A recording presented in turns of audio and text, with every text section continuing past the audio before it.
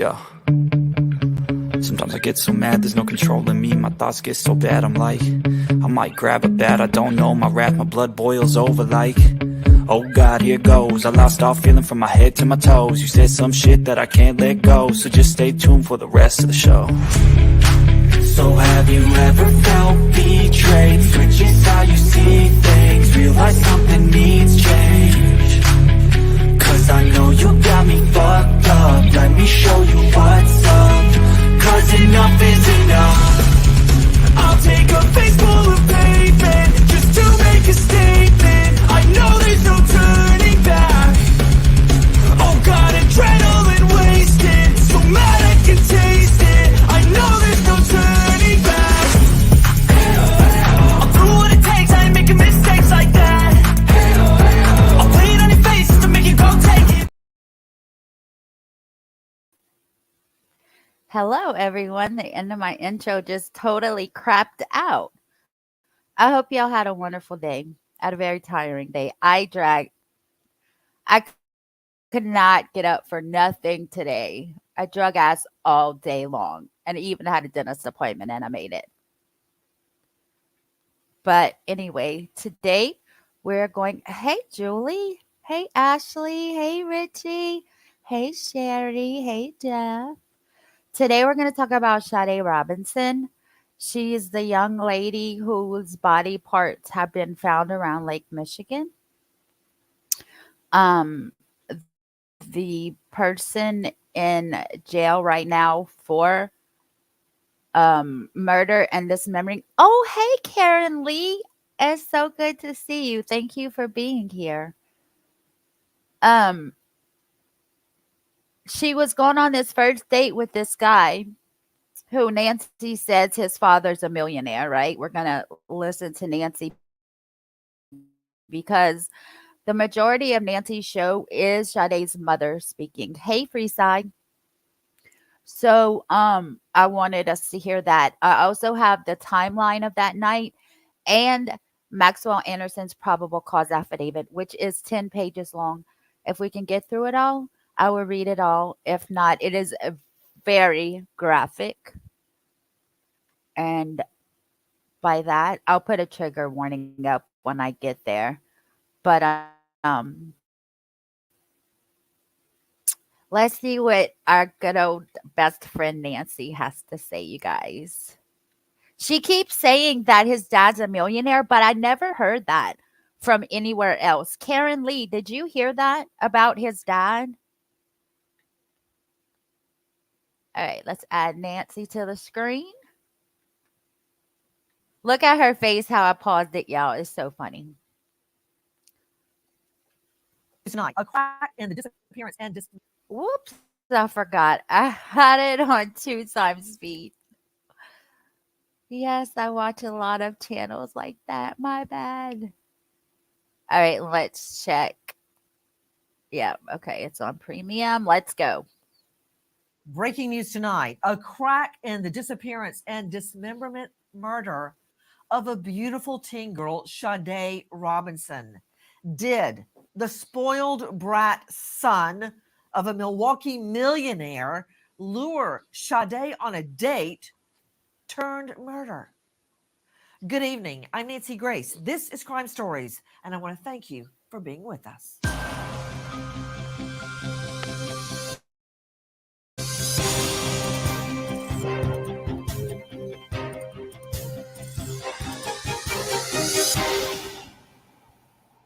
"5:30 p.m., April 2nd, Cudahy police respond to a call along Lake Michigan.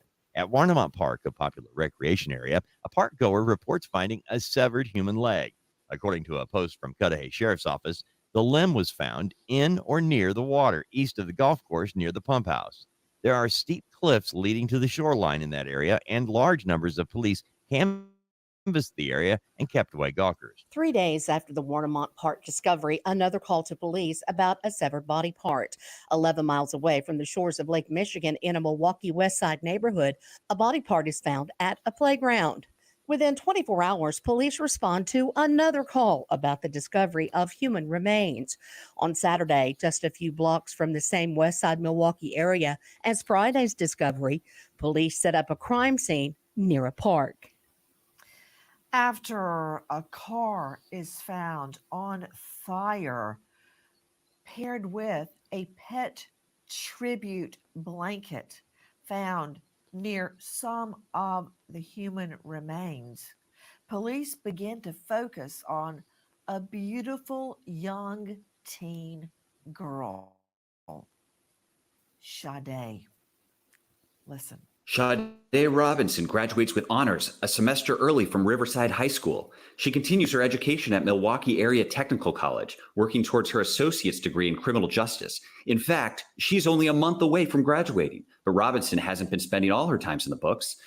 She works through high school and college at the Pizza Shuttle on Milwaukee's Lower East Side. She makes such a difference at work that her coworkers say Robinson is considered the heart of Pizza Shuttle. Former owner Mark Gold says she is the type of employee who never calls out and is loved by customers and her coworkers. You know, joining me is a very special guest along with an all-star panel. Seriously. Before her mom starts talking, do we know how old were they? Young children that found these body parts, or were they adults? The brain trust.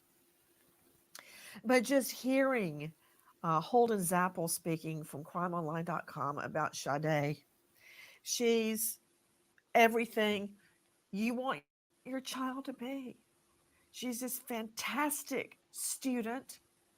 She is working while she's going to school, very close family, tons of relatives in the military, and she is inspired to consider the U.S. Air Force.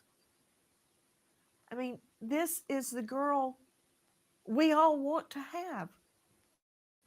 And just look at her. I remember my grandmother, I would give her my school picture every year. And she could say, I can just see the mischief coming out of your eyes. Look at this girl. Can't you just see the joy, just the love of life, crackling smart, just beaming out of her? How in the world did she cross paths with an alleged spoiled brat killer, the son of a Milwaukee millionaire, a former ex-high school football star, now a 30-something bartender? Yep, he's a bartender. His whole dad's a millionaire, and he's working as a bartender.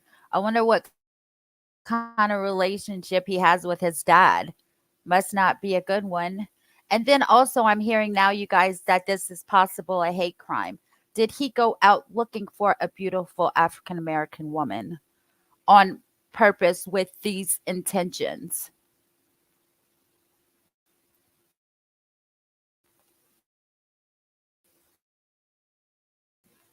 Back to Sade. Let me see that beautiful face again. Liz, I want to see that picture of Sade in her. Look at her. I like the one of her in her. She's at home. There's a big cross on the wall behind her, and she's got on her. She's getting ready for cap and gown. There. Oh my goodness. In addition to our all-star panel of trial lawyer Eric Faddis, renowned psychologist Dr. John Delatorre, death investigator Professor Joe Scott Morgan, and investigative crime reporter Alexis Tereszchuk, a special guest joining me. This is Sade's mother, Miss Sheena Scarborough.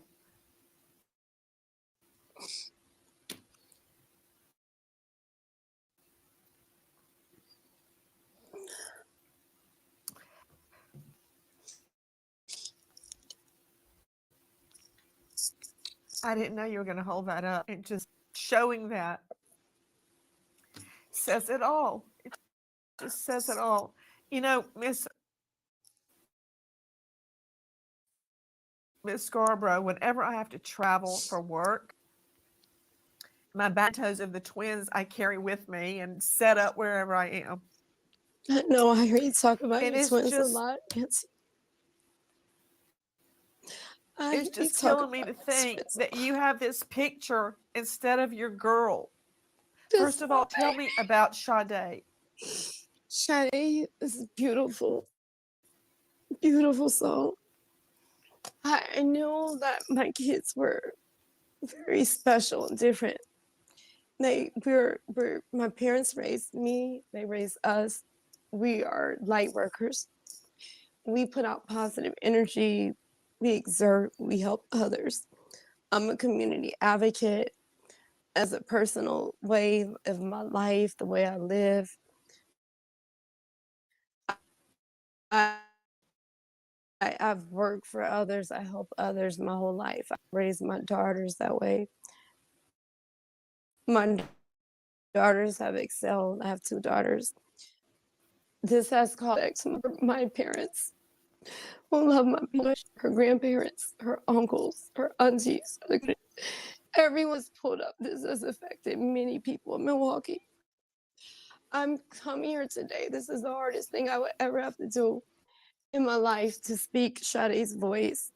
Sade was an amazing girl. Yes, everything he spoke was exactly exerted.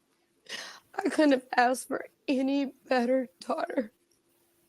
There was things my daughter did that many adults even able to accomplish in their lifetime. And I'll be 43 in a week. My birthday's on April 27th. Sade was on May 10th. Son of a, I'm gonna change her from me. A month before she's graduating with her associate degree. She works hard. She's a full-time student. She has 2 full-time. She has a little bachelorette apartment. She doesn't stay in a college dorm campus. She has her own bachelorette apartment. She has her own car. She pays all of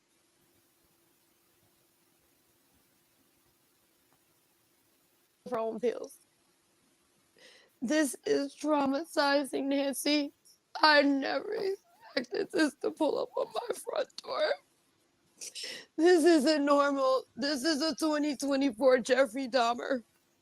I need him held accountable. I need justice for Sade.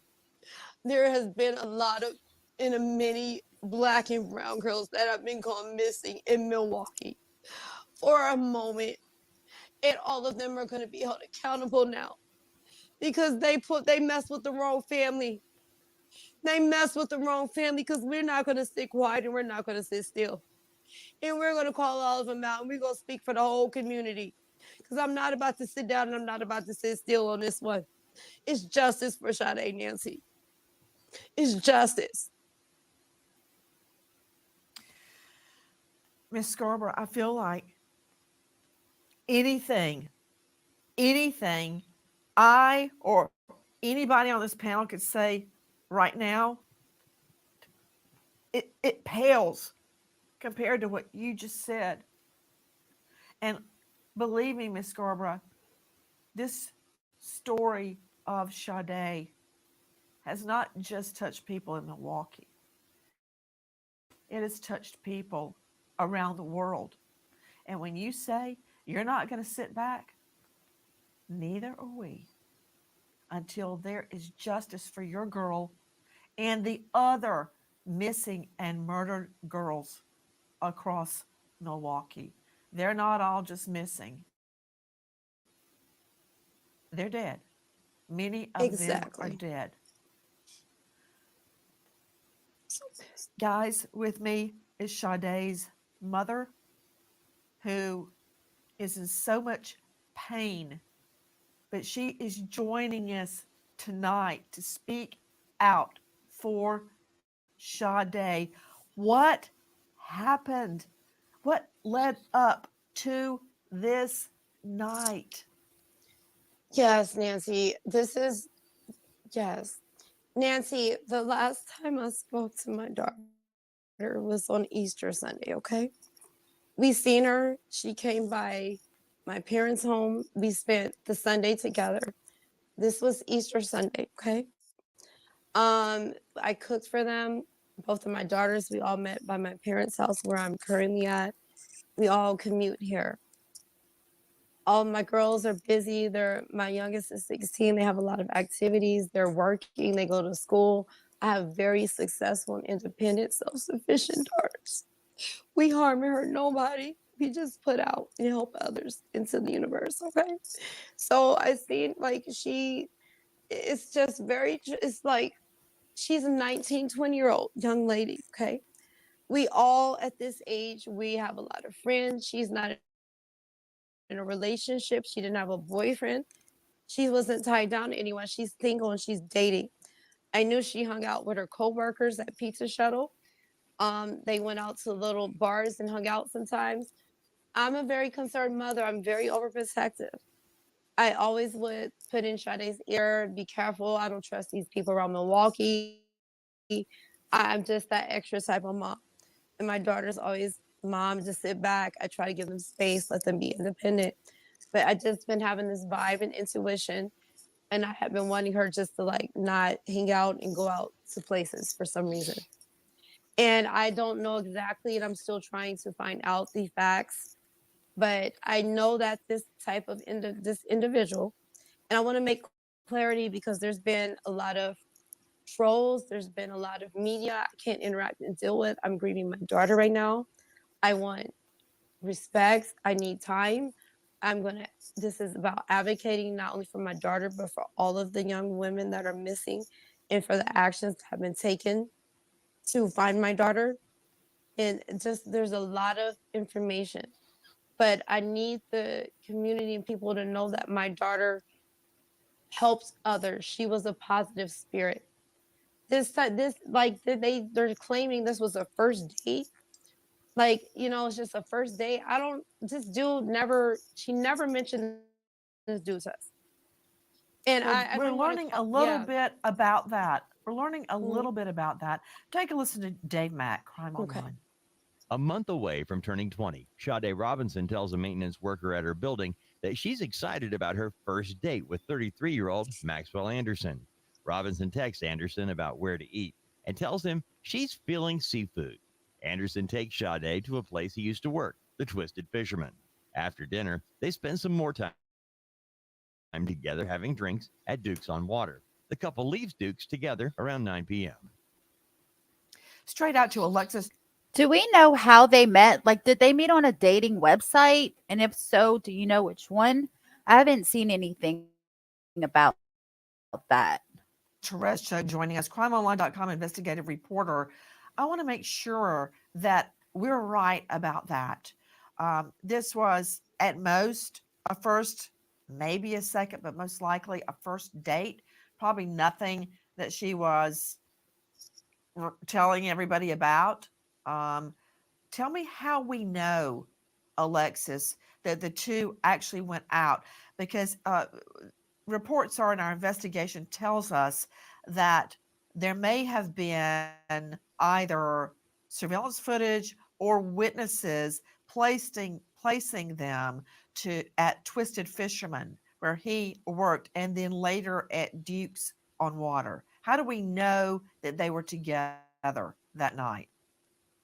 They met there. There are multiple surveillance cameras outside these restaurants, both of them, that show her arriving, walking through the east side of the restaurant. He arrived on the west side of the restaurant. There's such good video footage of this. This is just such a good, helpful part of the case. They go there together. He used to work there at the Twisted Fisherman. So the bartender there spoke with police and said they came in, they sat at the bar together, they had a drink. It seemed friendly and casual.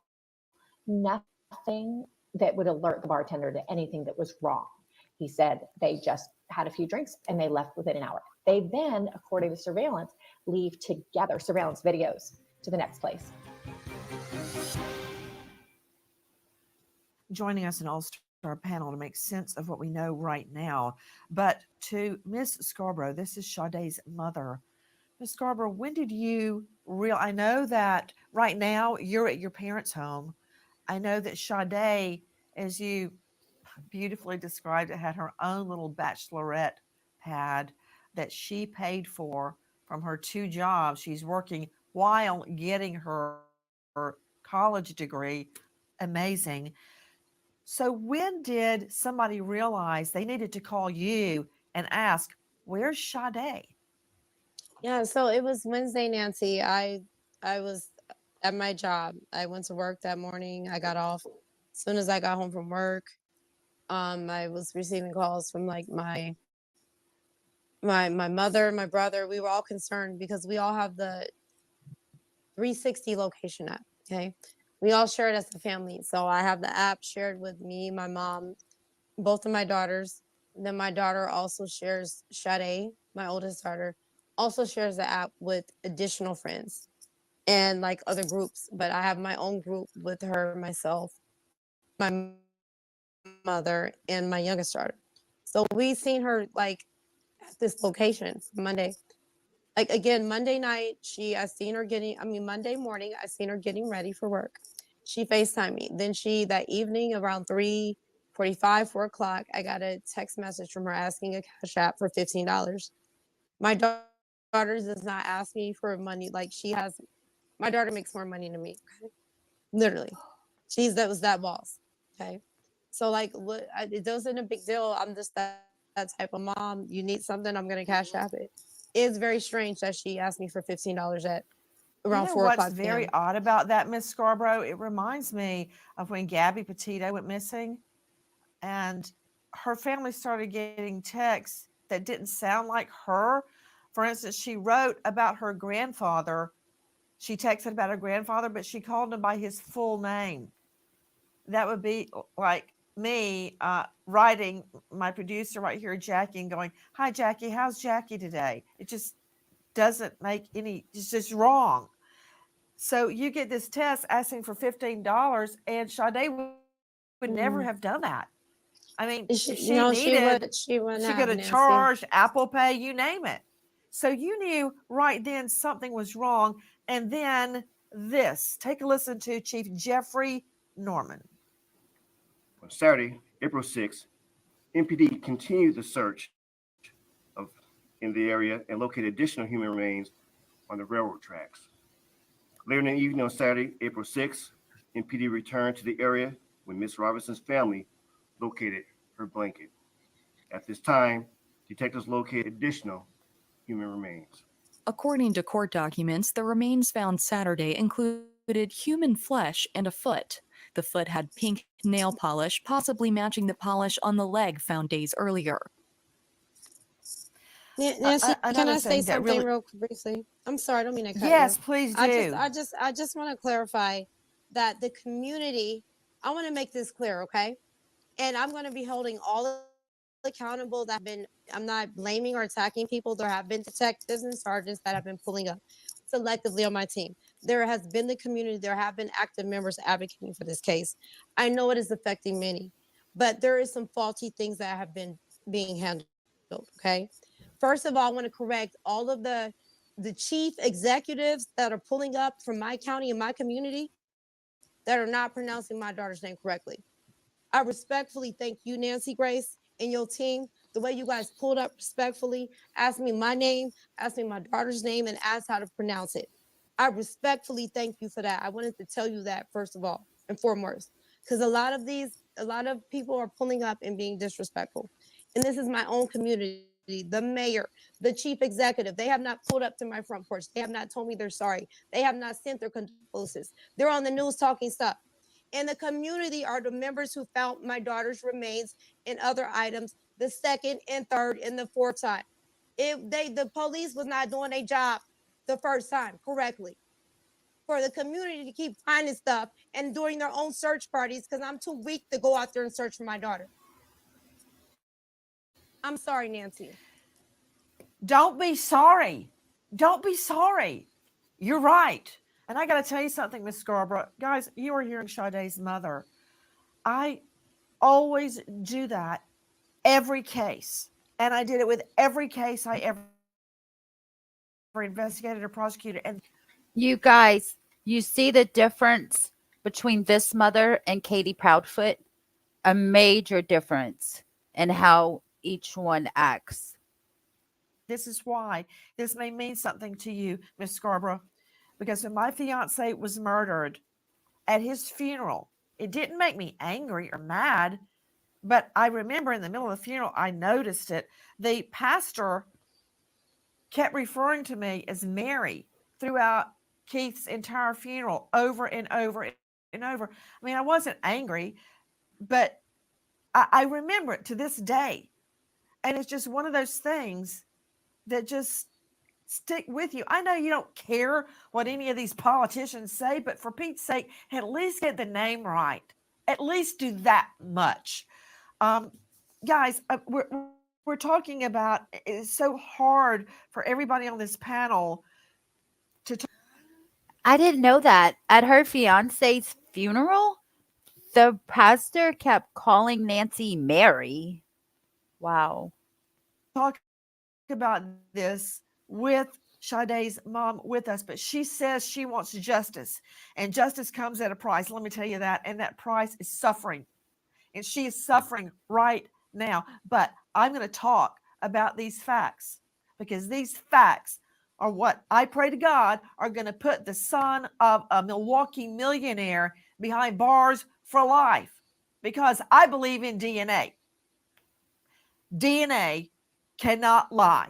Science cannot lie. Joe Scott Morgan, we just heard very upsetting details about fingernail and toenail polish on the remains. You tell me, guys. Joseph Scott Morgan, renowned professor of forensics, Jacksonville State University, which has an incredible criminal justice program. We've reenacted several crimes together. He is a professor of forensics. He is the author of Blood Beneath My Feet on Amazon. And now he's the host of a hit series, Body Bags with Joe Scott Morgan. Joe Scott, you know, we talk about DNA all the time, how you can match this and that, and every action has a reaction and leaves a trace. But when it comes down to human talk, like the color of Sade's toenail polish matches the color of her fingernail polish. We're talking about a severed leg and a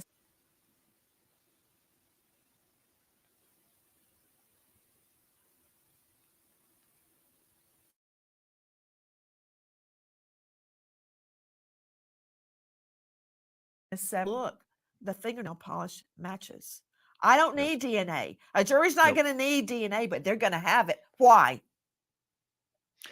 Because every contact, as you mentioned, does in fact leave a trace. We've known that for over 100 years now, and it's coming to fruition here in the world in which we inhabit.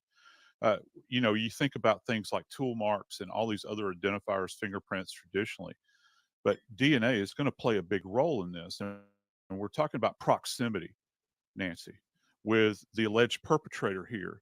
He will have had a very intimate contact, unfortunately, with Sade. My apologies, Mrs. Scarborough.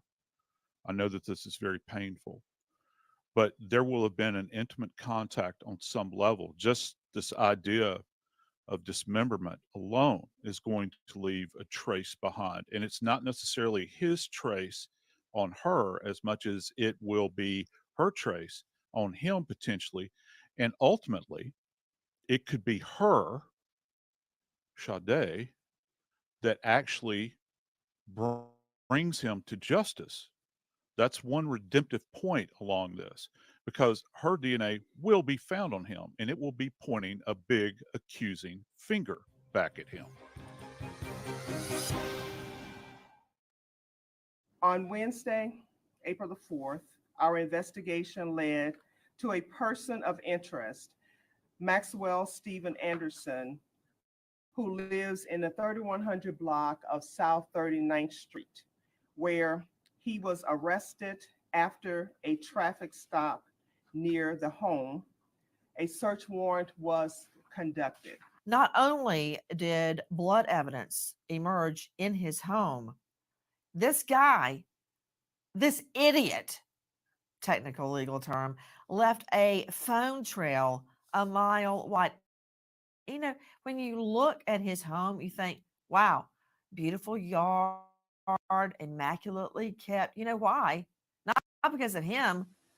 33-year-old former high. Haven't these people learned their lesson? Dude, I know you have heard of these crime cases where people get caught with their phone. You asking to get caught. high school football star. He's a Nepo baby, nepotism baby. This 33-year-old guy, Maxwell Anderson, has a millionaire dad who ran a Milwaukee insurance brokerage firm. Now, what do we know about him, Alexis Tereszchuk? He has a rap sheet. He has been arrested for not just arrested, convicted for domestic abuse, for disorderly conduct, and for drunk driving. This guy has a rap sheet a mile long. He is not an upstanding citizen of the community. And as I said, these are not just arrests. We're waiting to hear from him. He has been convicted of all three of these things. Did you just say he's not an upstanding member of the community? You know what? That because Sade is. Look at her putting family, perfume her on friends. the pig. Guys, listen to Sydney Sumner Crime Online following what Alexis has just told us. Growing up the son of a millionaire businessman, Maxwell Anderson was a Catholic school prep football star with a bright future. Anderson works for his millionaire dad's insurance companies Real with limited bright now. success. But when his father moves to Florida, Anderson stays in Milwaukee working as a bartender. A former co-worker of Anderson, Samantha Brenner, describes Anderson as erratic, sometimes getting drunk while bartending at Victor's nightclub. A friend describes Anderson as childish and having quite the temper. Joining me right now is renowned forensic psychologist and mediator, Dr. John Delatorre. Now, Delatorre, no offense to bartenders, my brilliant niece tended bar for a while she was in graduate school. Long story short, what do you think this mom and dad are thinking about right now? They pump all this money, all this time into their son. It turns out to be a 33-year-old abuser of alcohol, bully, tending bar erratically when he shows up to work. Yeah, listen, they probably know who he is, and I'm gonna be real frank with you here, Nancy. This isn't the first person that he's done this to. Sade is not the first person. This is someone who has a long history, and I'm not surprised to hear about a rap sheet with disorderly conduct and domestic abuse. This is not someone who just one day decides that he's going to stalk a 19-year-old and then dismember. This isn't someone that does that. This is someone who has been long planning and been engaging in problematic behaviors, escalating them each time so that eventually he's comfortable with actually doing the things that he's been fantasizing about. His parents knew who he was, and they tried and they did whatever it was that they tried and they did to get him to not do those things. But ultimately, he was going to do it anyway. Reminder, the 33-year-old suspect bartender Maxwell Anderson has not been convicted, simply arrested at this juncture. Delatorre, you're also airbrushing the truth. Let me talk about this guy. Police find a foot, apparently human flesh, at a playground, pink nail polish matching up in the home. At a playground. A playground. Oh my word. They find blood, gasoline containers, packages addressed to the defendant, very important, blood on a comforter, blood scattered throughout the home. Let me tell you this, and I'm going to go to you, Faddis, with me, high-profile trial lawyer, TV legal analyst, founding partner of the Warner Faddis Elite Legal Group. Eric, I agree with Delatorre. I'm sorry, but I think it's real. Hey, Cass! I think it's really rude that they're talking about this right in front of the mom, like with her on the screen. I don't like that at all. That woman has to hear all this while she's on a screen. This isn't his first time at the rodeo.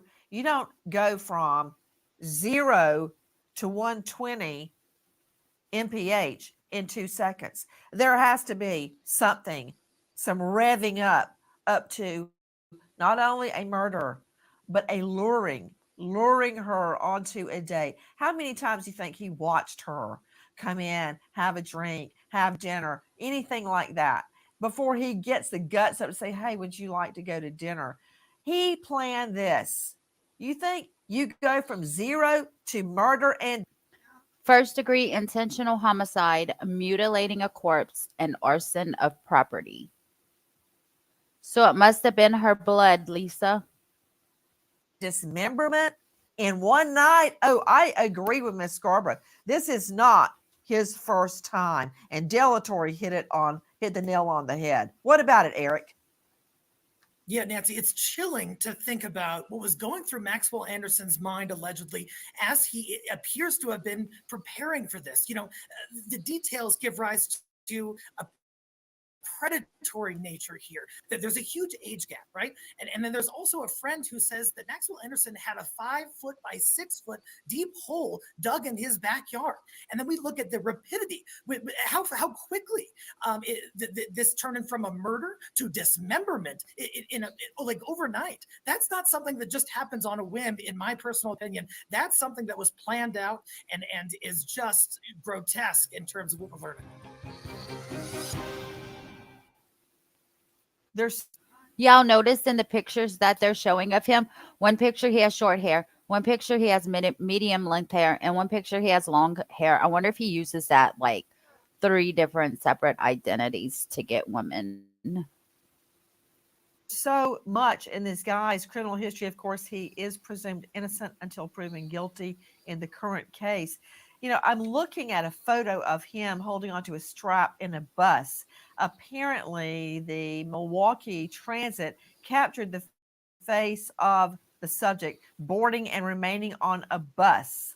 The booking photo seems to be the same guy wearing the exact clothing depicted on the subject who fled the scene of the car arson, including a large tan backpack with tan stripes. Also feeding it, there's the shot, Alexis, that we got from the affidavit, which is very lengthy, that goes to corroborate the gas cans found in his home. He is the guy, according to police, that burned Sade's car that she worked so hard to buy, all on her own, holding down And there was 2 an jobs eyewitness for while that. going to college. Go ahead, please. There was an eyewitness to the burning of the car. As Sade's mother said, this community did everything. When it happened, the eyewitness said they saw a man in a jacket with a backpack close the door of this Honda and flick a lighter into the car, and it burst into flames. And so the person started screaming, he did that, he did that, he did that. And he ran away. That person contacted the police to tell them about being the actual eyewitness to him burning it. This Wow. was absolutely the community being on their high alert and really helping out here. A neighbor's security camera shows 2 figures entering Anderson's backyard at 9:24 p.m. At 12:47 a.m., a street camera shows Robinson's car departing Anderson's home. A camera at Cudahy High School shows a car drive toward the pump house at Warnemont Park at 2:53 a.m. A figure is seen walking from the road and climbing down the bluff to the beach several times. At 4:31 a.m., the car leaves the park. 3 hours later, bus surveillance catches a man carrying a tan backpack walking away from a fire at 30th and Lisbon. At 8:12 a.m., Anderson, carrying a tan backpack, is seen boarding a bus heading toward his home. Anderson gets off at 8:35 a.m. and enters his backyard 8 minutes later. To Joseph Scott Morgan, professor of forensics, Jacksonville State. Joe Scott, what do you believe those tan backpacks are going to reveal, and how is the search of the backpacks. And I don't mean open the backpack and take everything out. I mean the forensic search of the backpacks. Is that search going to reveal? They're going to take that thing apart piece by piece, Nancy. And I can tell you down deep in those fibers, you're going to find DNA evidence. You'll be able to actually see perhaps aided eye that might actually appear as they are actually taking this thing apart and looking at it. And they need to take a look at all of his clothing in that house. I got to join in unison. I got to join Miss Scarborough in unison on this particular point, and you as well, Nancy. I think that this place should be locked down and every square be examined. I mean, gone through with a fine-tooth comb, because I don't think this is his first rodeo. You do not get to this level of violence, and I'm talking about post-mortem violence here. It just instantaneously. It doesn't happen like this. This almost seems practiced in one level. You have to have the tools. You have to have the ability. Now, in that basement down there, that's going to be a treasure trove of biological evidence. My curiosity is piqued in the sense is, do we have any kind of layering of evidence there? Are there any other biological samples down there that are not necessarily belonging to those of Sade? Have any other potential victims been down there at any potential time? I think that that's very important here. Can I throw a scenario, jumping off what Joe Scott Morgan is saying to Eric Faddis? Everybody jump in, please. We need all of your brain power. Eric Faddis, think about it. You just told us that in the alleged perp's backyard, there was a grave dug. I mean, a full-on grave, 5 feet, I believe you said. What person does this? You have murdered a teen girl, and you dig a grave in the backyard, and then you think, oh, wait, you know what? Never mind. I'll just go through a very lengthy dismemberment, and then I'll scatter this little girl's remains all across Milwaukee, and hey, nobody will piece it together. Well, he was wrong. My point is, Eric Faddis, was that grave for somebody else? What else is in that backyard? Or in his childhood home backyard? I mean, what has this guy been up to? Yeah, I mean, that's the alarming prospect here is for whom was he digging this 5 foot by 6 foot grave in his own backyard? His friends were talked to, and a lot of them said that, hey, he had a creepy, weird vibe. He had erratic behavior. He may have had an alcohol issue. And then we look at, there are gas canisters found in his home.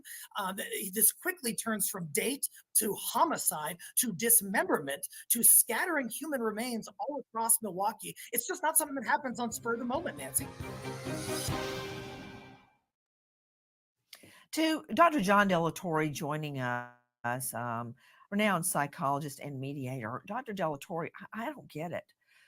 A guy that's born with a silver spoon in his mouth, sent to a fancy Catholic school, football star in high school. You know those people that their glory days were when they were in the 9th grade?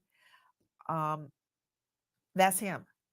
Then his dad gives him a job through nepotism within the insurance company, the insurance brokerage company that the dad owns. That didn't last long. Then he wanders around and ends up bartending after several, let me say, brushes with the law. I agree with Ms. Scarborough. That whole place, his whole house, needs to be taken apart the way Rex Heuermann's home was, the Long Island serial killer suspect, and searched, because I'm not completely convinced that that grave he dug in the backyard was meant for this teen girl, this beautiful teen girl, Sade Robinson. So what else will we learn? So my question to you, Dr. Delatorre, is how do you go from a silver spoon in your mouth to 3 hots and a cot and an orange jumpsuit?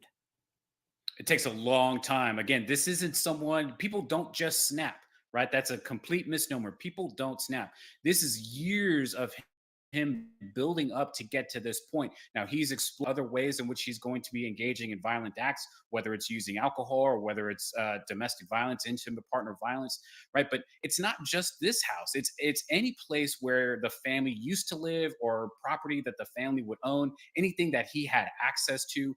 This is someone who wants to be comfortable when he's engaging in these violent acts. Using the properties that he already knows provides that sense of comfort. And then he likes to flash it. As we see, this isn't just disposing of body parts. He's putting it out in places for people to see, for people to get scared. This is someone who wants to be known for engaging in these kinds of violent acts. Miss Scarborough, you haven't even been able to have a funeral yet. Why? Yes, that's correct, Nancy. This is probably the hardest part that we're struggling with right now. I'm trying to find peace, lay my daughter to rest, get solace. Just give her transition as she deserves because she was taken too soon. My baby was she didn't even make 20. She was 20 in a few weeks on May the 10th, Nancy. They can't even provide us with a death certificate right now. The fuck, they don't even know the cause of my daughter's death. They don't know when. Like, they not giving me enough information, Nancy. This is so frustrating. There is no closure right now for me and my family. And everybody have to plan things. But I will be having a community gathering this Friday, and I will be letting the community know what time and the place and event it will be at in Milwaukee. We'll have a candlelight balloon release. I cannot even plan a memorial for my daughter right now. Like, you cannot even proceed. Everyone, also, I want everybody to know that there will be a fundraiser for Sade's funeral. Go to Justice for Sade, and that is spelled Sade, like you would say Sade, like sage. It's pronounced Sade. Justice for Sade, our fallen angel. Miss Scarborough, before we sign off, I just want you to know how much we are praying for you and thinking about you and your whole family. And we will not rest until her killer gets the maximum sentence in that jurisdiction, which is life without parole. Nancy, thank you. God, please be Thank with you. Sade's family. This is Sade right here. These are her earrings that came in the mail yesterday, Nancy. I don't know if you can see them. I had to go to my baby's place for the first time. And these came for her. These are her earrings. And I have her earrings on. These are my baby's earrings. Like, this is so traumatic. You know what's so funny? Look what I've got. My dad's shirt. My dad that passed away. I don't know why. I just feel better having it with me. Like your earrings. Guys, let's just stop for one moment and remember an American hero. Police officer Michael Jensen, just 29 years old. Jensen shot in the line of duty, Syracuse, New York, leaving behind his loving parents and sweet sister. American hero, police officer Michael Jensen. I want to thank all of our guests for being with us, specifically Sade's mother, Miss Scarborough, who suffered greatly to get Sade's story out, and to all our other guests, but especially to you for being with us tonight and every night. Nancy Grace signing off. I'll see you tomorrow night, 6 and 9 o'clock sharp Eastern. And until then, good night, friend.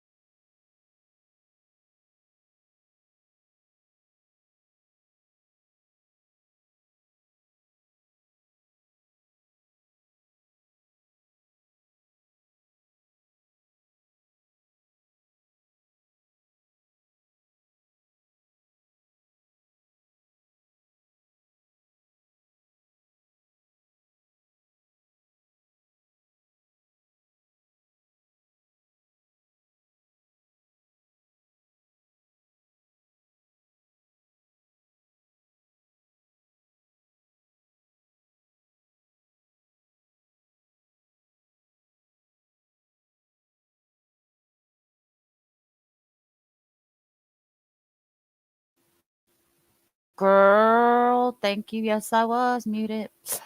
That's because I was eating something and I'm not like other creators and eat and like right in front of the microphone. Sorry. It's 7 and I haven't eaten supper, so I was muted. Yes. This is the link to the timeline website that I just showed. I'm not gonna read it because Nancy's show basically said all the times and what happened. And I'm about to read this probable cause affidavit. That's 10 pages. So I put the link in the chat for you guys. This is the probable cause affidavit for Maxwell Anderson. The below named complainant being duly sworn or on information and belief states that count one, first degree intentional homicide. The above named defendant on or about Tuesday, April 2nd, 2024, in Milwaukee County, Wisconsin, did cause the death of Sade C. Robinson, another human being, with intent to kill that person, contrary to Section 940.011A and 939.503A Wisconsin statutes. Upon conviction for this offense, a Class A felony, the defendant shall be sentenced to imprisonment for life. Mutilating a corpse. The above named defendant on or about Tuesday, April 2nd, 2024, in Milwaukee County, Wisconsin, did dismember a corpse with the intent to conceal a crime, contrary to some of Wisconsin statutes. Upon conviction for this offense, a Class F felony, the defendant may be fined not more than $25,000 or imprisoned not more than 12 years and 6 months, or both. Count 3, arson of property other than building.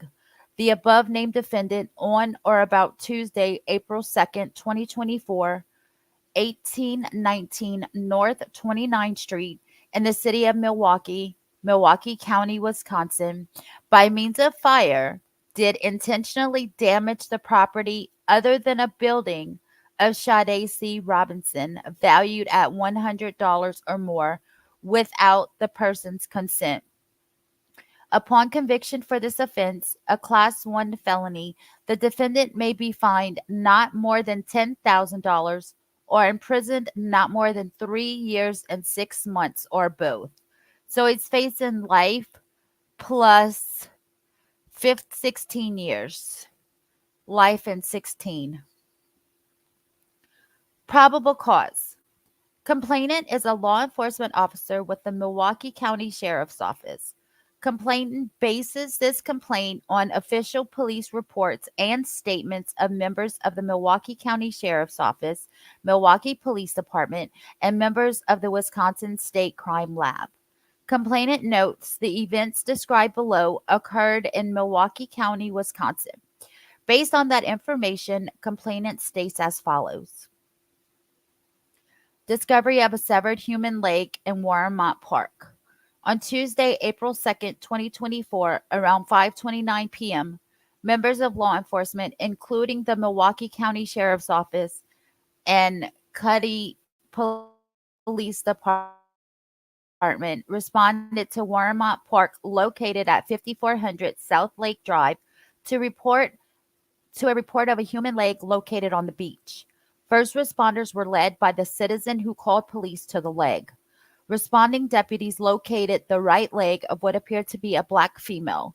The leg was severed just below the hip socket and appeared to have been sawn off. The toes on the feet had pink nail polish. The leg did not appear to be decomposing. Deputy Leon Morton was one of the first responding sheriff's deputies. Deputy Morton spoke to EM, who discovered the leg. EM stated he was meeting his friend at the park.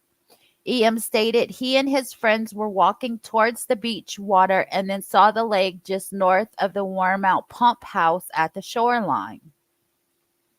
This makes me believe that the miners found this leg. For one, their names or initials, and for two, they were at a park waiting. He was at a park waiting for his friend. Now, it could be wrong. It could be adults. But that's just what it seems like to me. Deputy Martin reports that the area where the leg was located contains a bluff that is approximately 100 feet tall. The leg was originally found about 2/3 of the way down the bluff towards the water's edge. Milwaukee County Sheriff's Office Detective Nathan Spittlemeister searched the area of the park for any cameras that may have captured something related to the discarding of the leg. Detective Spittlemeister located a video from Cuddy High School that shows the parkways nearest to the pump house at the shoreline. The road that leads to the pump house is closed to vehicle traffic by a gate secured with a padlock and chain. The video footage shows, at approximately 2:53 a.m., a vehicle entering the video frame heading eastbound on the parkway towards the road to the pump house. The video shows that vehicle did not make a southbound or northbound turn once reaching the intersection nearest the service road. The vehicle disappears from the video footage, consistent with the vehicle driving down the road that leads to the pump house. Complainant knows this service road to the pump house would be the furthest that a car could go to get near Lake Michigan in that area. Detective Spittlemeister spoke to, I don't know if I'm saying that right, Cuddy Police Detective Brian Olson, who informed Detective Spittlemeister that on the morning of April 2nd, 2024, employees of the water department reported that the service gate had been struck by a vehicle. The damage to the gate was done after the evening of April 1st and before the morning of April 2nd, 2024. This is consistent with when the vehicle is seen on video driving onto that service road. Detective Joseph Blanchard from the Milwaukee County Sheriff's Office went to the pump house gate and recovered broken pieces of a vehicle that were determined to belong to a Honda Civic. These damaged pieces would be consistent with the vehicle ramming the gate to get through. Detective Spittlemeister also recovered video from the pump house that faces north, in the direction of where the severed leg was recovered. At approximately 3:02 a.m., a human figure can be seen descending the bluff to beach level. This figure appears to make multiple attempts to walk between the beach and the service drive for the pump house. At approximately 4:31 a.m., the vehicle that entered the closed gate leaves and ultimately leaves the park heading westbound. The leg was recovered and transported to the Milwaukee County Medical Examiner's Office and was examined by Dr. Lauren Decker. During the examination, based on the size of the leg, Dr. Decker estimated the height of the person to be approximately 5 feet tall. There were multiple cutting impressions around the amputation point, as well as sharp force trauma to the exposed femur bone. However, the top of the femur bone appeared to have been snapped off. The leg appeared to have been intentionally severed with a sharp instrument, including the bone being sawed halfway through. Sade Robinson reported missing. At approximately 9 p.m. on April 2nd, 2024, a walk-in report was made by AJ at the Milwaukee Police Department District 5 station. Okay, maybe it's not because they're all have initials. AJ reported that her friend Sade C. Robinson had not been returning her calls and had not shown up for work. AJ provided a phone number for Robinson of 414-510-4769 and reported she lived at 1858 North Commerce Street, apartment 309 in Milwaukee. On April 3rd, 2024, Milwaukee police officer Nora Burlow responded to Robinson's apartment to conduct a welfare check and was not able to make contact with Robinson. AJ further reported to investigators that the last known activity of Robinson was a Snapchat that AJ viewed, showing that Robinson was at Duke's on Water, located at 158 East Juneau Avenue in Milwaukee, on the evening of April 1st, 2024. No further contact had been made with Robinson after that. Upon hearing of the discovery of the leg near Warrenmont Park, Officer Burlow contacted the Milwaukee County Sheriff's Office to inform them of the report of Robinson being missing as well as the vehicle fire. Complainant knows through contact that the Milwaukee County Sheriff's Office has had the Robinson's family and friends that Robinson is approximately 5 feet tall. Complainant knows that Robinson's listed height with the Wisconsin Department of Transportation is 5 feet. Officer Burlow, as well as Milwaukee County Sheriff's Office Detective Joseph Blanchard, made contact with employees of Robinson's apartment building. The apartment's maintenance employee, EF, indicated that he had last seen Robinson on April 1st, 2024. Another employee, building secretary CAS, reported that she would frequently see and speak with Robinson, and Robinson told CAS she was excited for a date she had the evening of April 1st. Detective Joseph Blanchard also reviewed video surveillance footage from the apartment building at 1858 North Commerce Street and said footage depicts Robinson leaving the building around 9 a.m. on April 1st, 2024.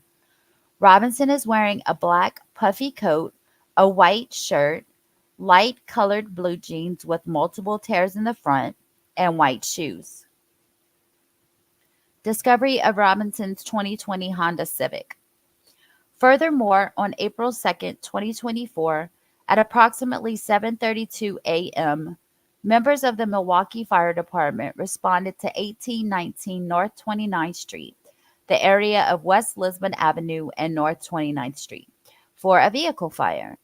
First responders located a 2020 Honda Civic with Wisconsin registration ASP 1171. The vehicle had sustained extreme fire damage, completely damaging the interior of the Civic. A check of that vehicle registration revealed that vehicle belonged to Robinson.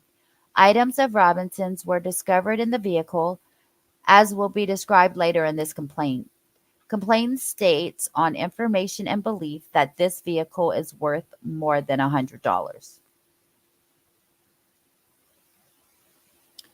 Robinson's phone records.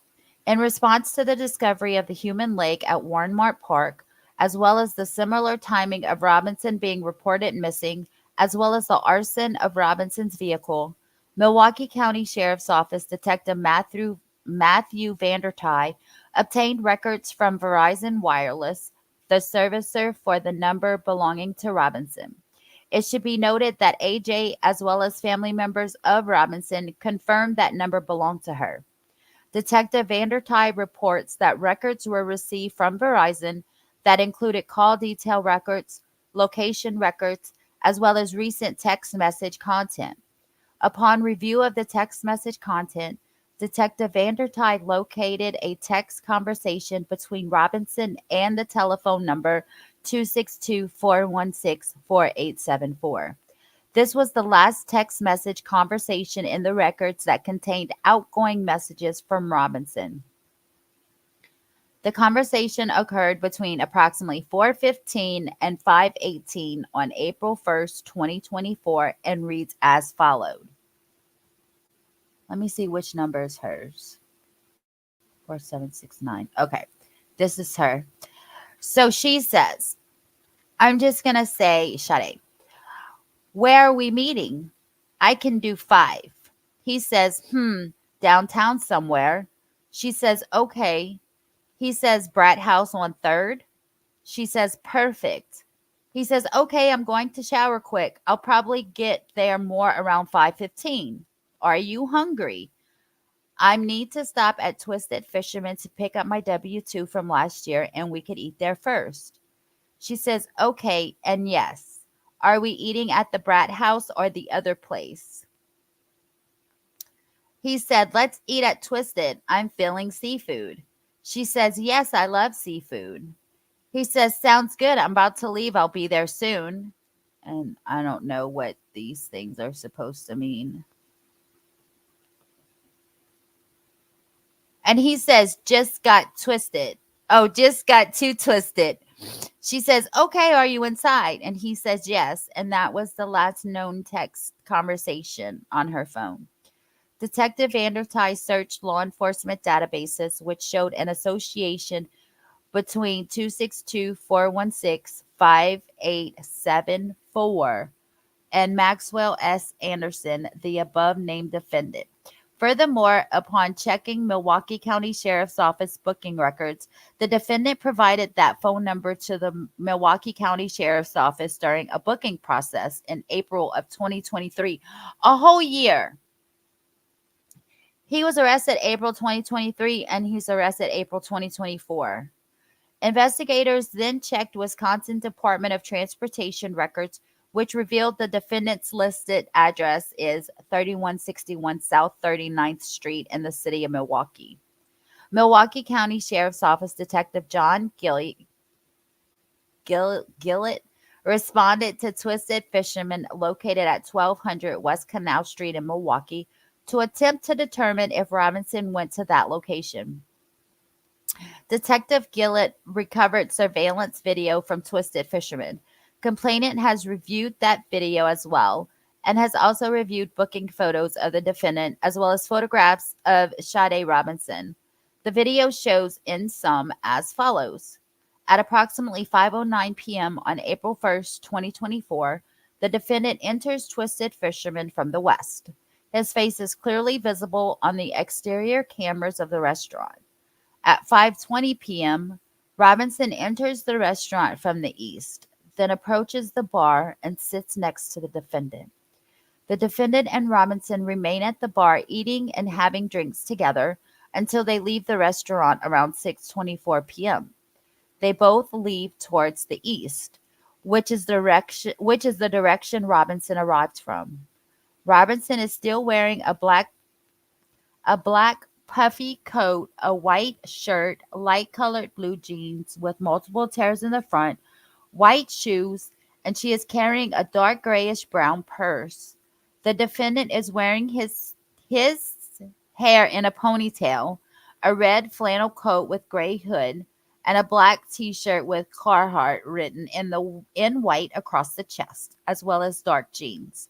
There are no cameras at Twisted Fisherman that depict the parking lot. Detective Gillett, when recovering the video, spoke to the owner of the restaurant, RD, who stated that he knew the defendant was an ex-employee. Detective Gillett also spoke to JR, one of the managers of the Twisted Fisherman. JR viewed the surveillance video and identified the male subject with Robinson as a defendant who JR knew as a former employee, and further stated that the defendant came in to get his W-2, consistent with the text conversation he had with Robinson. Detective Gillett also spoke to BC, who was the bartender who served the defendant and Robinson. BC stated the defendant initially came in and indicated he was picking up his W-2, but then informed BC that he was staying at the Twisted Fisherman to meet a female for the quote-unquote first date. Because BC, I was said because it's BC. BC knew the defendant as a former employee. BC stated that Robinson arrived and sat with the defendant, and they appeared to have casual conversation before leaving together. Milwaukee County Sheriff's Office Detective Brian Conte conducted an interview on April 3rd, 2024 with ASF, who identified herself as a friend of Robinson. ASF indicated to Detective Conte that she became aware Robinson was missing by seeing it on the news.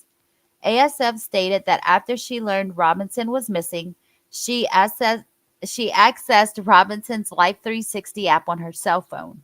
Complainant knows Life 360 is an application that provides location-based services and allows users/subscribers to share their locations with others.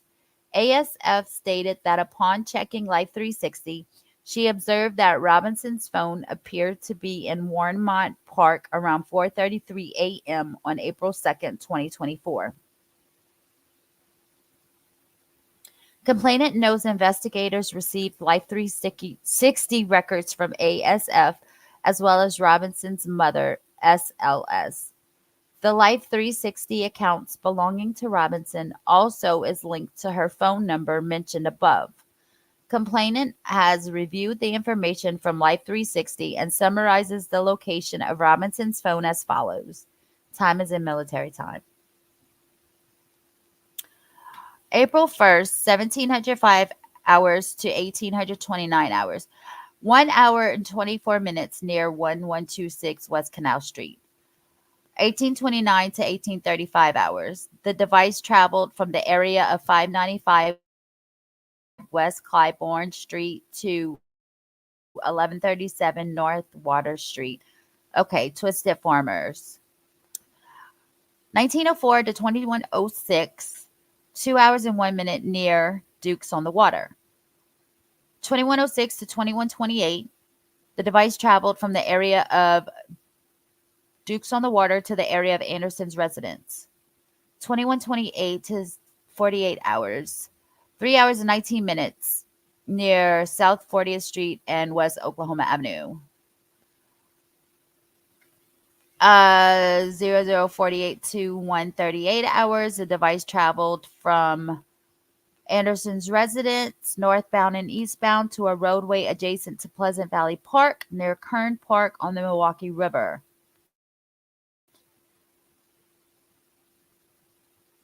Then 23 minutes near 3335 North Gordon Place. Then the device traveled from Humboldt Boulevard to South Lake Drive, which is an area where Humboldt Boulevard is adjacent to the Milwaukee River, going to Warnemont Park, which is where the leg was found. The device was stationary in the stretch of Warnemont Park that encompasses the location where the leg was discovered. 1 hour and 11 minutes near Sheridan Drive. Then 4 o'clock in the morning, Life 360 notes the battery of the device has died. Complainant states that on April 4th, 2024, investigators with the Milwaukee County Sheriff's Office executed a search warrant on the defendant's residence at 3161 South 39th Street in Milwaukee. 1 second, please. This is a lot to read.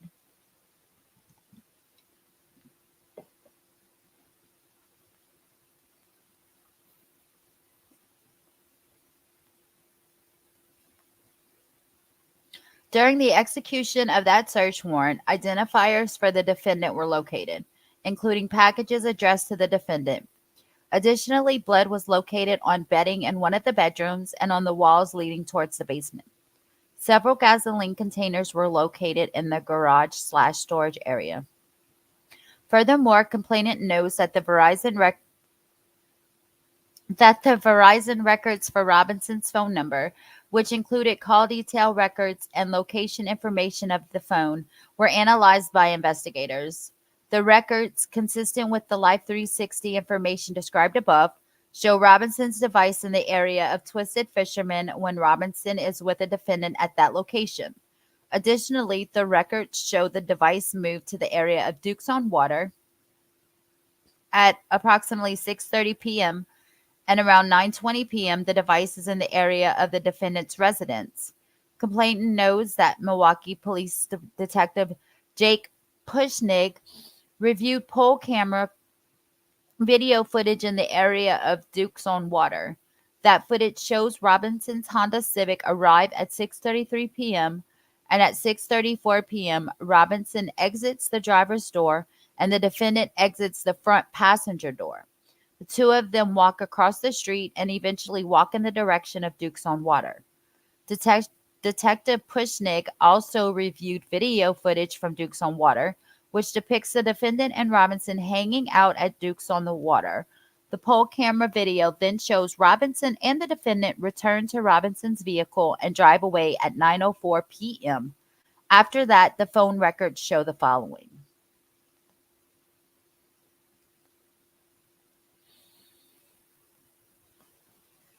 Robinson's phone remained in the area of Anderson's residence until 12:45 a.m. on April 2nd, 2024. Then between 12:45 a.m. and 1 a.m., the device appears to travel northbound and eastbound towards the direction of downtown Milwaukee. From 1 a.m. to approximately 1:15 a.m., the phone is in the area of downtown Milwaukee, including the area of Robinson's apartment. before heading northbound, consistent with traveling into the River West neighborhood between 1:15 a.m. and 1:30 a.m. It should be noted that between these records and the Life 360 location information, the phone does not appear to be stationary in this time frame. By approximately 1:33 a.m., the phone travels north towards the area of Pleasant Valley Park near North Humboldt Boulevard and East Keith Avenue, just south of Capitol Drive, where it remains until 2 a.m. From 2 a.m. to approximately 2:10 a.m., the phone appears to travel westbound, consistent with being on or near Capitol Drive as it moves west. From 12:12 a.m. to approximately 2:20 a.m., the phone moves back eastbound in the area of Capitol Drive.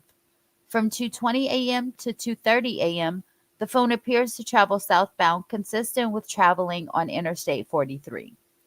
From 2:30 a.m. to 2:35 a.m., the phone moves westbound, appearing to travel consistent with the Interstate 41/Interstate 894 towards Greenfield. From 2:35 a.m. to 2:45 a.m., the phone moves back eastbound and then southbound, consistent with traveling on Interstate 41/Interstate 94, and then traveling eastbound in the area of College Avenue in the direction of Warrenmont Park. From 2:45 a.m. to 3 a.m., the phone appears to be east of the airport in the area of Cuddy and South Milwaukee. The phone then remains in the area of Warrenmont Park between 3 a.m. and 4:30 a.m. From 4:30 a.m. to 4:40 a.m., the phone begins to move northbound towards Francis Street and then has a final cell tower location record around 4:40 a.m. in the area of East Howard Avenue and Wisconsin 794, consistent with the location where Life 360 indicates the battery of the phone died. One more second.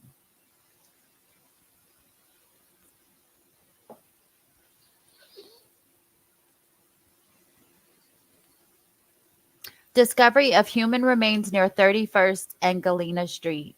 On Saturday, April 6, 2024, members of the Milwaukee Police Department began to canvass the area near where Robinson's Honda Civic was set on fire. While searching the area of the 31st and Galena playground, Milwaukee Police Detective Cassandra Linder located a human foot. Why is it around playgrounds? The leg was around a playground.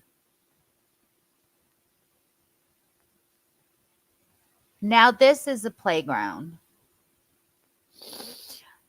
Police detective located a human foot in the wooded area adjacent to the train tracks that border the playground to the east. Investigators located, in addition to the foot, another piece of what appeared to be human flesh in the same area. Complainant has observed the recovered foot as well as the leg recovered from Warrenmont Park and observed they appear to be from the same individual, particularly due to skin tone, size, and having matching pink nail polish. The location of where these remains were discovered was approximately 1 block south of where Robinson's car was set on fire.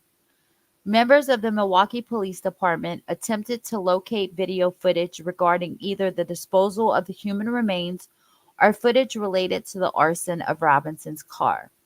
Detective Ryan Bergman obtained video from the Milwaukee County Transit System bus traveling westbound on Lisbon Avenue. The video footage depicts the following. The bus stops on the corner of 29th and Lisbon Avenue at 7:29 a.m., facing westbound in the direction of where Robinson's car was set on fire. 2 subjects can be seen walking westbound on the north side of Lisbon Avenue, passing Lisbon Liquor and Food Mart. One of these subjects is wearing a blue coat, and the other subject is holding a black and white umbrella. The bus begins to drive forward towards 30th Street, at which time the person in the blue coat appears to be checking something out to the north, at which time a different subject can be seen walking through the grass lot towards Lisbon Avenue.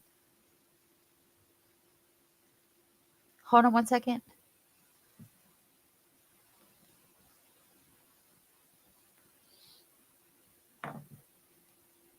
Okay, sorry. The subject is walking away from a fire that is beginning to burn in the parking slab behind the building at the corner of 30th and Lisbon. As the transit bus passes the person walking away from the fire, you can see this individual appears to be a white male and is wearing dark pants, a dark gray hooded top, carrying a tan colored backpack with tan straps that appears to be full. As the bus continues to drive westbound on Lisbon Avenue, the burning of Robinson's vehicle is clearly visible. As the bus continues to pass, the subject with the tan backpack can be seen starting to cross Lisbon Avenue southbound. Milwaukee Police Detective Andrew Marks recovered video footage from Lisbon Liquor and Food Mart. That footage depicts the subject in the blue jacket and the subject with the umbrella walking westbound on Lisbon Avenue.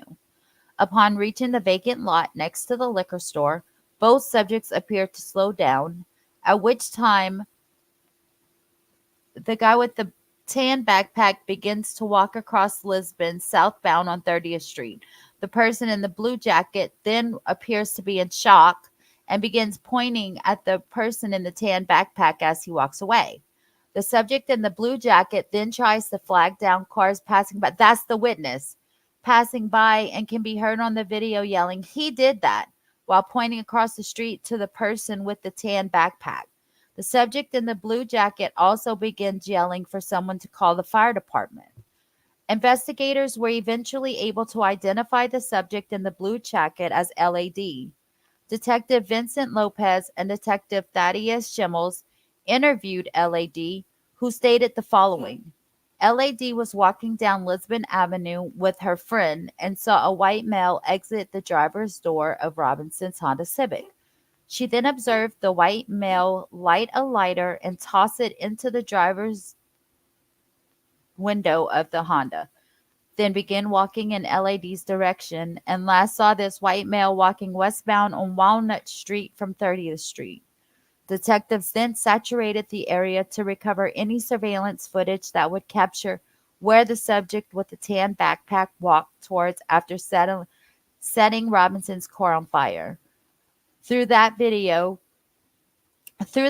canvas, detectives learned the subject with the tan backpack walked westbound towards North 35th Street and then eventually got onto a Milwaukee County Transit bus at 8:12 a.m. to head southbound on North 35th Street, which is direction towards the defendant's residence. The video from that MCTS bus captured the face of that subject as he boarded and remained on the bus. And through that footage, complainant had reviewed the defendant's booking photo related to his arrest on April 4th, 2024. Complainant is able to identify that subject as the defendant, Maxwell S. Anderson. It should be noted that the footage from the bus shows the defendant wearing the exact clothing depicted on the subject fleeing the scene of the vehicle arson, including the large tan backpack with tan straps. A depiction of the defendant's booking photo with the Milwaukee County Sheriff's Office and the defendant on the MCTS bus is depicted below. Detective Ryan Bergman reviewed the MCTS video showing the defendant on the MCTS bus. The defendant boards the bus and pays his bus fare in cash. He then rides that MCTS bus south on 35th Street and gets off the bus at approximately 8:35 a.m. near South 35th Street and West Lakefield Drive on Milwaukee's South Side. It should be noted that there is not a bus stop at this location, and the defendant asked the bus driver to let him off there. They can't do that. Here, they can't do that. The defendant then departs the bus and begins to walk northbound. It should further be noted it is approximately an 8-minute walk from that location to the defendant's residence, and this would be the most logical place to depart the bus to walk to the defendant's home. Complainant reviewed surveillance video affixed to a residence across the street from defendant's residence. which was recovered by Milwaukee Police Detective Rachel Smith. This video footage depicts South 39th Street and the front of the defendant's residence, as well as part of the south side of his residence. There's a front gate on the south side of the residence, and over that gate, the rear gate near the alley is also visible. The defendant can be seen arriving through his back gate that is accessible through the alley behind his house at 8:43 a.m. The arrival at this time is consistent with him having walked to that location from departing the bus. Complainant notes that the defendant's dark hooded top and tan backpack that appears full are visible in this video.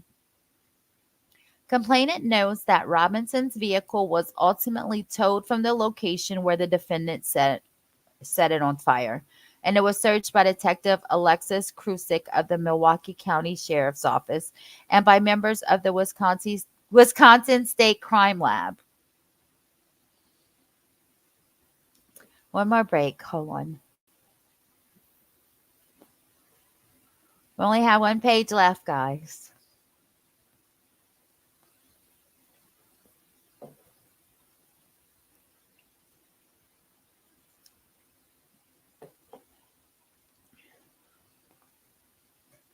During the search of the vehicle, located in the trunk was clothing that Robinson was wearing on the evening of April 1st. Dang! Namely, the black puffer coat, light blue ripped jeans, and the white shoes, along with her dark grayish brown purse. Where's her white shirt?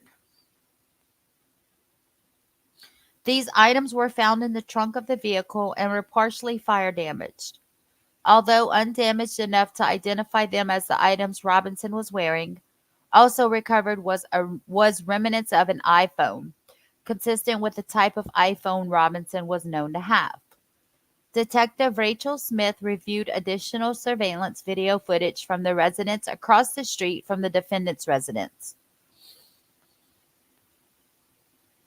Her review of that footage revealed the following. At around 9:24 p.m. on April 1st, 2024, there is motion near the back gate of the defendant's property, which appears to swing open, and shadows consistent with two human figures enter the backyard of the defendant's residence. At 9:26 p.m., the living room light in the front of the defendant's residence, the upper unit, turns on. This would be consistent with the time that Robinson's phone appears to have arrived at the defendant's residence, as described above, and would be consistent with Robinson and Anderson arriving at his residence together.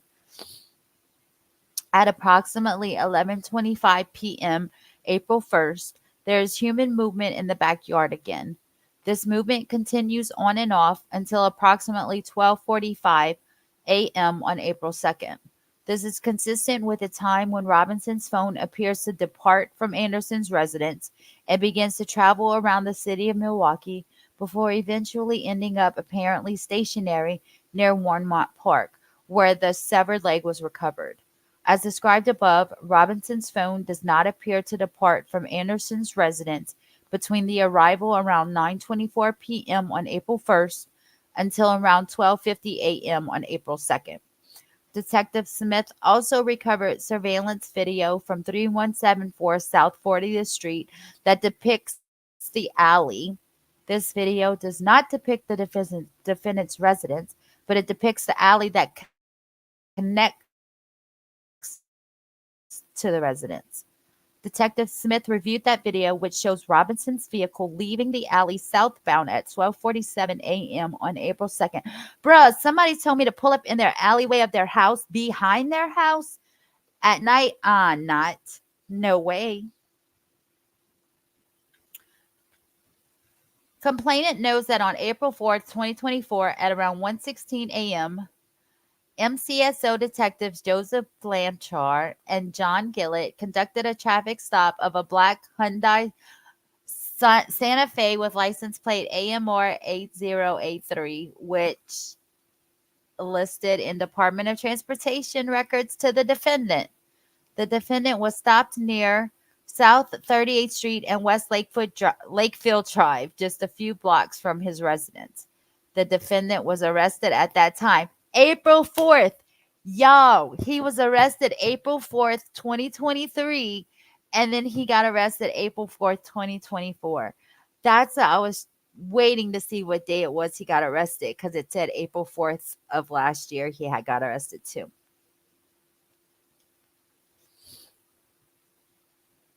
Complainant further states, based on preliminary analysis done by the Wisconsin State Crime Lab, that a pseudo standard of Sade C. Robinson was compared to a blood standard from the human leg recovered from Warnemont Park, and the DNA analysis supports the preliminary conclusion that the leg belongs to Sade C. Robinson.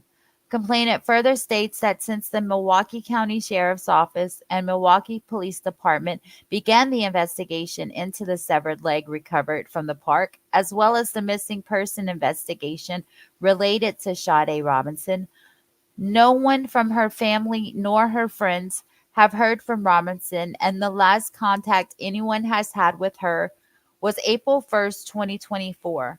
No one has had contact with Robinson since she was with the defendant on the night of April 1st into April 2nd, 2024.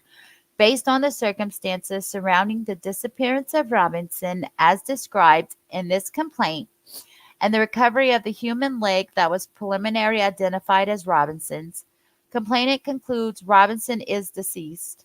The facts mentioned in this complaint cause complainant to conclude the defendant intentionally killed and then dismembered Robinson with the intent to conceal the homicide, and it occurred between the arrival at the defendant's residence and his departure from Warnemont Park area.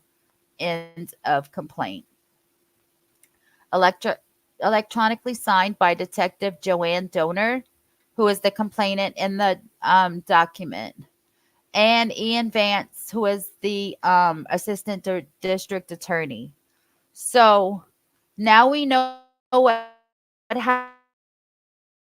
happened those 2 days, and now we know why he's facing first degree intentional homicide, mutilating a corpse, and arson of property other than a building.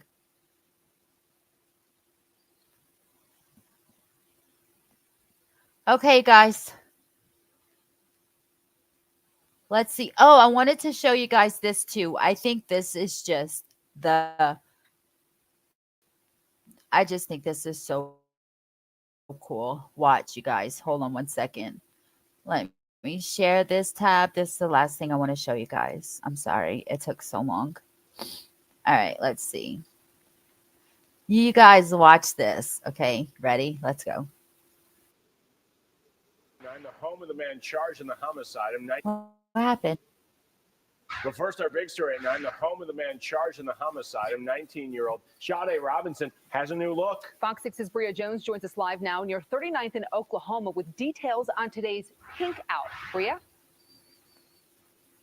Well, Steph, on the night police say she died, they say that Sade Robinson came here to this home. Now, right now, her family and friends are still gathered outside for this pink out. They colored the house, they painted the house in her favorite color with decorations from balloons to streamers to signs calling for justice. The details of 19-year-old Sade Robinson's alleged fatal first date are pulling at heartstrings far and wide. I'm 50 years old and I can relate to her.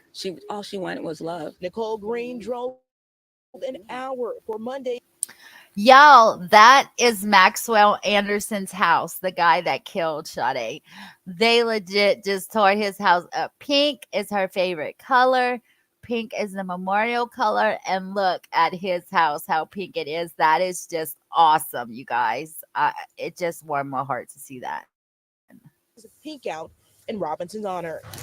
A call put out to the community to decorate her accused killer, Maxwell Anderson's home, in her favorite color. We're here to support and love and turn this evil into light. According to a criminal complaint, police say Robinson first went out with Anderson on April 1st, the night she disappeared. Investigators say technology placed Robinson at Anderson's home near Oklahoma and 39th Street on Milwaukee's south side. The next day, her severed leg was found at Warnemont Park in Cudahy, and more human remains were later found scattered across the city. Gruesome discoveries shocking many, including those in Anderson's neighborhood. My son said He's seen him walking his dogs, but I never did. Wearing their pink, this mother-daughter duo says it was on their hearts to show support. This is just tragic, and I can't even imagine the unbearable pain that her mom must be going through. So just coming out to show support, and that our Milwaukee community loves our Milwaukee girls. Being here to support, her mom can see that she's not alone. Everyone here is grieving with her.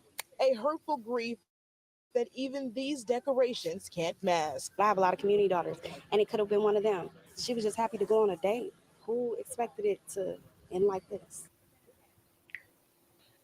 Now, all night we have been seeing people come out here to show support and love. Her family still gathered here right now. Currently, they are still searching daily for Robinson's remains. The family also has a GoFundMe set up to cover memorial costs and any other fees during this time. Now reporting live from Milwaukee, Bria Jones, Fox 6 News. You guys, this is so sad. This young woman did not need to lose her life for what? For what? Nothing. We still don't even know, like,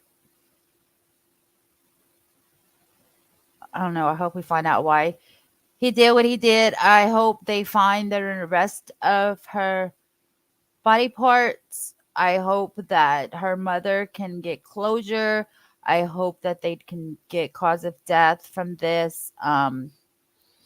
A death certificate, remains brought back to the mother. Everything you guys pray for this mom. There's no way in hell any of us know what she's going through unless you have lost a child. None of us. Yes, pink. Pink for Sade.